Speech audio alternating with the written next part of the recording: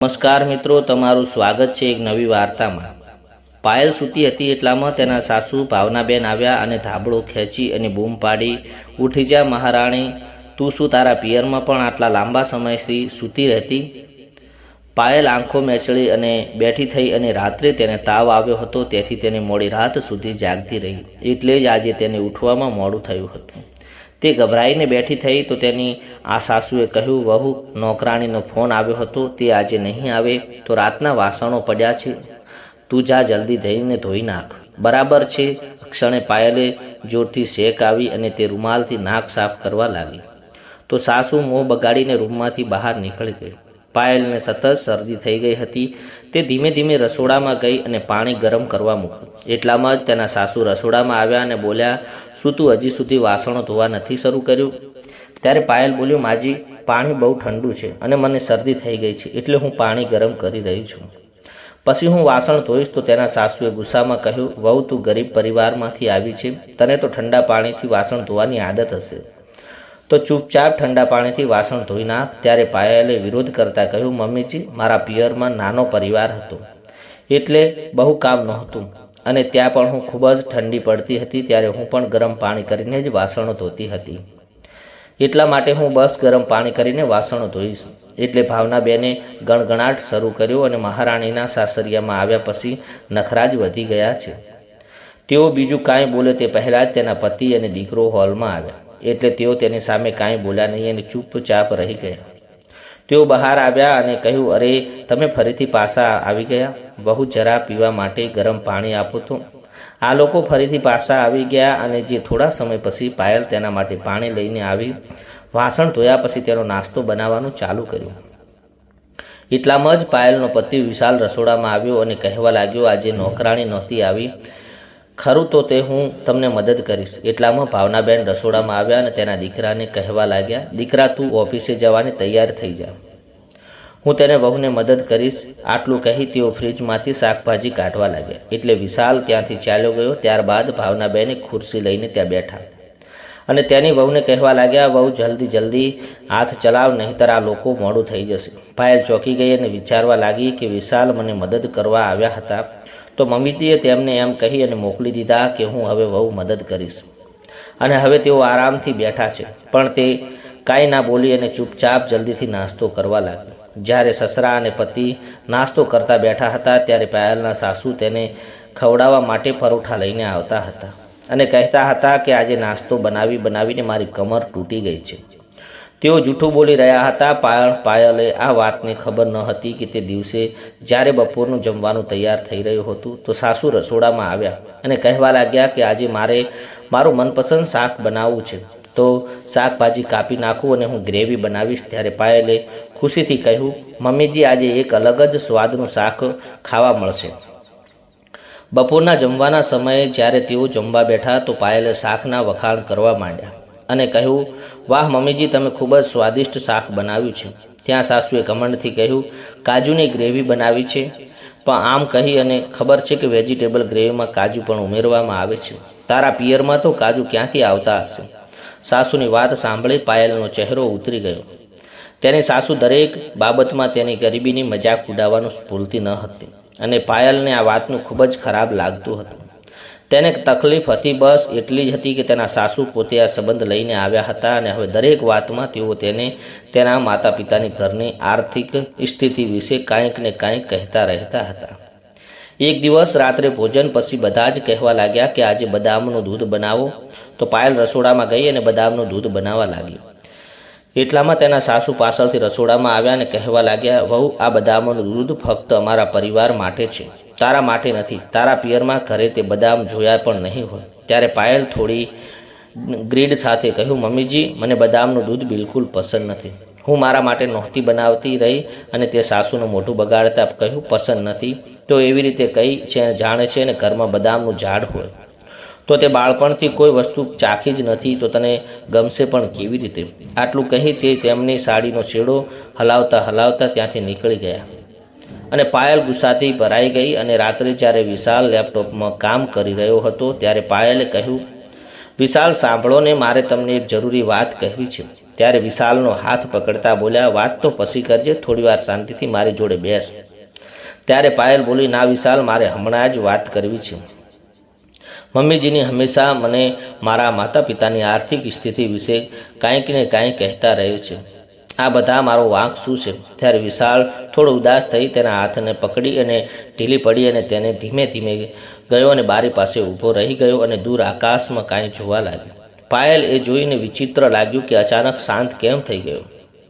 તે તેની પાસે આવી અને તેના ખભા ઉપર હાથ રાખી કહ્યું, વિશાલ, શું વાત છે? તું આટલો ઉદાસ કેમ થઈ ગયો છે? શું મેં કાંઈ ખોટું કહી દીધું છે?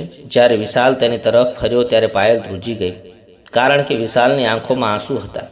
તે કહેવા લાગ્યો કે મને માફ કરજે પાયલ, મારી સાથે કંઈ પણ થઈ રહ્યું છે તે ફક્ત મારા કારણે થઈ રહ્યું છે. હું બરાબર ચાલી નથી શકતો, મારો પગ થોડો વાંકો છો, એટલે જ મારી આ ખામીને સજા મળી રહી છે. મારા લગ્ન ક્યાંક ન થતા હતા, એટલે મારી માએ એવા પરિવારને શોધમાં હતી જ્યાં છોકરી તેનો પરિવાર તેને ના પાડી શકે. તેની શોધ તારા ઉપર જ ખતમ થઈ ગઈ. માં પોતે પણ આ સંબંધ લઈને ગયા હતા ને પછી તેઓ મને કેમ સાંભળે? હું મમ્મી સાથે વાત કરીશ. મને માફ કરજે, મારા કારણે જ તને તારો સારો છોકરો મળ્યો નહીં, નહીંતર તું પણ એક સારા જીવનની સાથી લાયક હોત. આ સાથે તને એક સારું કુટુંબ પણ મળ્યું હોત અને કોઈ તને તાન તણ પણ મારતું ન હોત. પાયલની વેદનાથી તેના મોં ઉપર પોતાનો હાથ લાગ્યો અને કહ્યું, મારો ઈરાદો તને દુઃખ પહોંચાડવાનો નહોતો. હું તો પોતાને ખુશ નસીબ માનું છું કે તમે મારા જીવન સાથી મળ્યા છો. તમે મને કેટલો પ્રેમ કરો છો, મને તમારા પર કોઈ ખામી દેખાતી નથી. મને બસ તમારા મમ્મીના વર્તનથી દુઃખ થાય છે. આટલું કહી તેને ગળે લગાડી. વિશાલને પણ ખૂબ જ ખરાબ લાગતું હતું કે એક સમયે તેને કોઈ છોકરી મળતી ન હતી ને જ્યારે હવે આટલી સારી જીવનસાથી મળી છે તો પછી તેની માની દરેક વાત ઉપર કેમ હેરાન કરે છે. બીજા દિવસે સવારે જ્યારે તેની મા તેની સાથે વાત કરી રહી હતી, તેની મા ગુસ્સે થઈ ગઈ અને કહ્યું, પહેલી વાત તો એ કે તારા લગ્ન થતા ન હતા. મેં તારા લગ્ન કરાવ્યા અને હવે તું ફક્ત તારી પત્નીનો થઈ ગયો છે. અને બસ તારી પત્ની નહીં પણ આ ઘરમાં મારી પોતાની પણ વહુ જોઈતી હતી, જે મારી નીચે દબાઈને રહે. હવે સદભાગ્યે મને એવી વહુ મળી ગઈ છે, તો આખી જિંદગી મારાથી દબાઈને રહે તો તને શું વાંધો છે? આટલું કહી તેઓ ત્યાંથી ઊભા થઈને જતા રહ્યા. વિશાલ ખૂબ જ દુઃખી થઈ ગયો અને હું વિચારવા લાગ્યો કે વિચારોમાં પરિવર્તન કેવી રીતે લાવવું. અહીં રસોડામાં કામ કરતી પાયલ પણ વધુ સાંભળ્યું નહીં અને તે પણ નક્કી કર્યું કે હવે તેને સાસુને પાઠ ભણાવવો પડશે. હું ગરીબ પરિવારની શું મતલબ એવો નથી કે મમ્મીએ આખી જિંદગી મને દબાવીને રાખે. બીજા અઠવાડિયે સાસુજીએ જન્મદિવસ હતો અને તે દિવસે સવારથી જ ઘરમાં તૈયારીઓ જોરશોરથી ચાલી રહી હતી. ભાવનાબેને ખૂબ મોટી પાર્ટીનું આયોજન કર્યું હતું. સવારથી જ તેણે તેમની વહુને ઘરના કામમાં વ્યસ્ત રાખી હતી. સાંજ સુધીમાં બધી તૈયારીઓ થઈ ગઈ હતી. રસોઈના બહારથી આવવાના હતા અને જમવાનું પણ બનાવી રહ્યા હતા. ત્યારે ભાવનાબેને કહ્યું, જા વહુ, સરસ સાડી પહેરી આ અને તને કોઈ જોઈતું હોય તો મને કહી દેજે. આ ઘરેણાં પણ રાખ્યો લે અને તૈયાર થઈ જા. પાયલ ઊંડો શ્વાસ લઈને રૂમમાં ગઈ અને તેની સાસુએ તેના બધા ઘરેણાં પોતાની પાસે રાખ્યા હતા અને ક્યારેક તેને પહેરવા આપતી ન હતી. પણ આજે જ્યારે તેનું પોતાનું ફંક્શન હતું ત્યારે તેઓ કેટલાક ઘરેણાં આપી રહી હતી. થોડીવાર પછી પાયલ સાડી બાણી અને હળવો મેકઅપ કરી અને રૂમમાંથી બહાર આવી. એટલે તેને જોતાં જ ગુસ્સે થઈ ગયા અને કેટલા મહેમાનો પણ આવ્યા હતા. એટલે તેમણે તેને વહુનો હાથ પકડી તેને રૂમમાં ખેંચીને લઈ ગયા અને પત્ની સાથે ગુસ્સાથી જોઈ અને તેના પતિ મેહુલ પણ તેની પાછળ રૂમમાં ગયા. ત્યારે ભાવનાબેન ગુસ્સામાં તેની વહુને ઠપકો આપતા હતા કે હું માનું છું કે તું ગરીબ પરિવારની છે, પણ અહીં ગરીબી બતાવવાની જરૂર શું છે? ચૂપચાપ એક સરસ સાડી મેં તને આપેલા ઘરેણાં પહેરી અને સારી રીતે તૈયાર થઈ જા. બહાર આવી જા, નહીંતર લોકો શું કહેશે કે અમે ગરીબ પરિવારમાંથી વહુ લાવ્યા છીએ. આજે પાયલ ચૂપ ન રહી શકી અને બોલી ઉઠી કે મમ્મીજી, હું સ્વીકારું છું કે હું ગરીબ પરિવારની છું અને હું તમને એ પણ કહેવા માગું છું, આજે જ હું ગરીબ છું અને હું મમ્મીજીની વાત સાચી કરી અને લગ્ન કર્યા પછી મને આટલા મોટા પરિવારને વહુ બનાવ્યા પછી પણ હું ગરીબ જ છું. કારણ કે તમે મારી દરેક વાતમાં મારા પિયરિયાની ગરીબી વિશે મજાક ઉડાવો છો, મને ટોણા મારો છો, મારા ખાવા પીવા ઉપર પણ નજર રાખો છો. શું આ બધું સારું કહેવાય છે? મેં તમને ગરીબીની છોકરીને તમારી વહુ બનાવવાનું નહોતું કહ્યું. તમે તમારી મરજીથી મને પરણાવીને લઈને આવ્યા છો. લોકોએ પણ જેવો હું ગરીબ પરિવારમાંથી છું, તમે પણ મારા ઘરેણા પર લઈ લીધા છે અને મને ક્યારેય પણ પાછા નથી આપતા. અને મને હંમેશા કહો છો કે હું મારા ઘરેણા સંભાળતી નથી, કારણ કે મેં મારા જીવનમાં ક્યારેય આટલા બધા ઘરેણા નથી જોયા. તમારે આ ઘરેણા તમારી પાસે રાખવા જોઈએ. કદાચ આજે પણ હું આ ઘરેણા સંભાળી ન શકું. આટલું કહી અને તે રડવા લાગી. ભાવનાબેન તને બધું ઠપકો આપે છે. પહેલાં જ મેહુલે પાછળથી કહ્યું, શું ચાલી રહ્યું છે? તું તારી વહુને તેના માતા પિતાની ઘરની આર્થિક સ્થિતિ વિશે ઘણું બધું વાત સંભળાવે છે અને મને કાંઈ ખબર પણ નથી. ભાવનાએ પોતાના પતિને પાછળ ઊભેલા જોઈ દંગ રહી ગયા. ત્યારે મેહુલભાઈએ ગુસ્સામાં કહ્યું કે બધા ઘરેણા તરત જ વહુને પાછા આપી દે અને હું તારી રીતે તૈયાર થઈ જા. આવ અને ખબરદાર, આજ પછી કોઈએ મારી વહુને તેના માતા પિતાની આર્થિક પરિસ્થિતિ વિશે કહ્યું છે તો તેના કારણે તે મારા ઘરની વહુ છે અને હવે તે આર્થિક સ્થિતિ મારી આર્થિક સ્થિતિ પરથી જાણી શકો છો. પછી ભાવનાબેન તરફ જોઈ તેણે કહ્યું કે તમે તમારા દીકરાના લગ્ન ખૂબ જ મુશ્કેલીથી કર્યા છે, છતાં તમે તમારી વહુની કદર નથી કરતા. તમારી હરકતમાં સુધારો લાવ્યા તો હું દીકરા અને વહુને અલગ કરી દઈશ અને તેણે આપણા ફાર્મ હાઉસવાળા બંગલામાં રહેવા મોકલી દઈશ.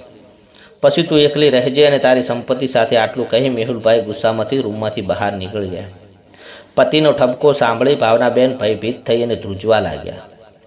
તેઓ તરત જ તેમની વહુના ઘરેણા લાવ્યા અને પલંગ ઉપર ફેંકીને કહ્યું, જો તને તારા ઘરેણા જોઈતા હતા તો તે મને સીધું કહી દીધું હોત તો આટલું બધું નાટક કરવાની એમાં શું જરૂર હતી? હવે જલ્દી તૈયાર થઈ જા અને બહાર આવી જા અને કોઈ નાટક કરવાની જરૂર નથી. આજે મારા જન્મદિવસે મારા પતિ પાસેથી ઠપકો આપ્યો. આટલું કહી ભાવનાબેન ગુસ્સામાં બહાર નીકળી ગયા. પછી પાયલ પણ સંતોષકારક મનથી તૈયાર થઈ ગઈ અને બાકીના ઘરેણા તેણે પોતાના કબાટમાં રાખ્યા. તે આજે વધુ ખુશ હતી.